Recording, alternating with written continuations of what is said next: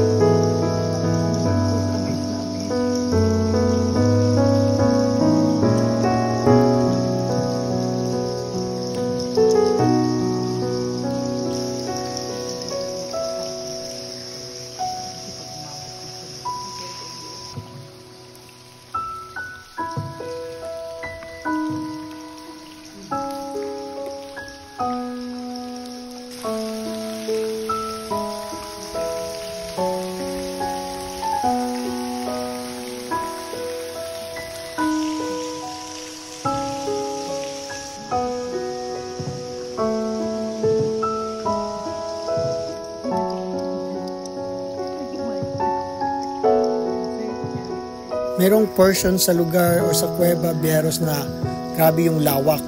Parang kayang itayo o ipasok yung 3 or 4 story building. Ganyan po ka grabe yung lawak ng Cueva na to Bieros. Grabe.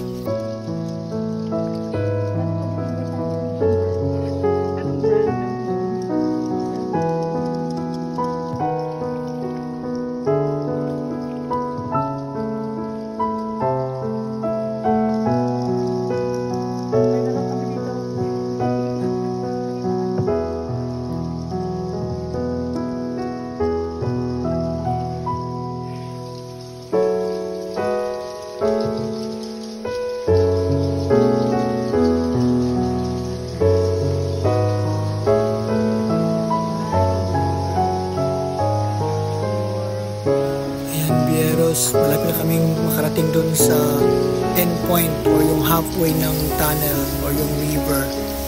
Wow, abangan niyo Bieros.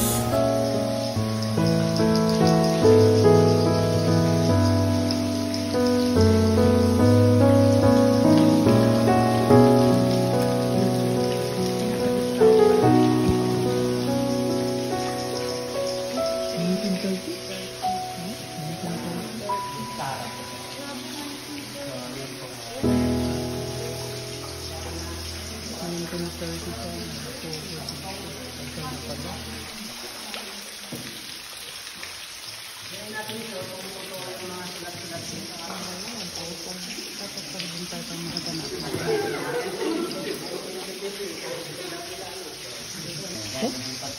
Yan.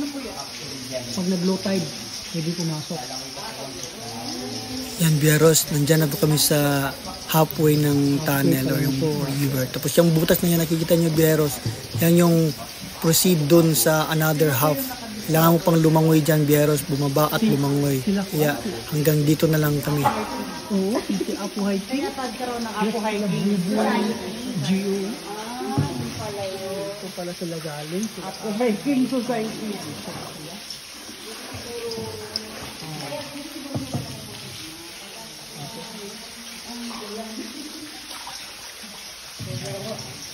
Malalangin na tayo, papunta dun sa maliit. At yan po, Bieros, nakarating din kami dito sa sabi nilang 4.3 na extended underground river. So ito na po yung dead end sa aming pagbabangka dito sa loob ng river, ng underground river.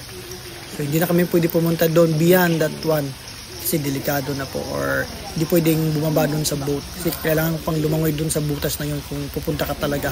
So kailangan mo ng mga equipment, everything.